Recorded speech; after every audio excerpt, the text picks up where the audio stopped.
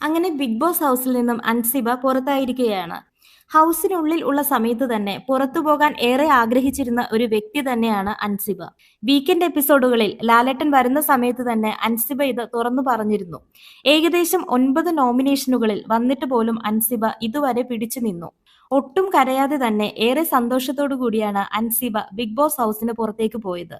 എന്നാൽ ഋഷിക്ക് ഇതൊട്ടും താങ്ങാനായില്ല. ഋഷി അൻസിബയെ കെട്ടിപ്പിടിച്ച് ഏങ്ങലടിച്ച് ഒരുപാട് കരഞ്ഞു. ഇവൻ എന്റെ ഫ്രണ്ട് മാത്രമല്ല, ഒരു ബ്രദർ കൂടെയാണ് എന്ന് അൻസിബ പറഞ്ഞു.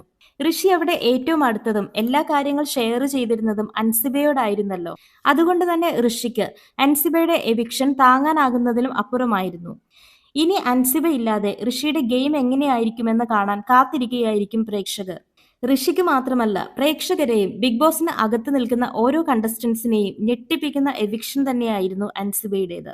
ഓരോ വീക്കിലും ബിഗ് ബോസ് ഹൗസിൽ നിന്നും എവിക്റ്റ് ആകുന്നവരെ പ്രഡിക്റ്റ് ചെയ്തിരുന്ന അൻസിബ ഒരിക്കൽ പോലും പ്രതീക്ഷിച്ചു കാണില്ല ഈ വീക്കിൽ താൻ എവിക്റ്റ് ആകുമെന്ന്.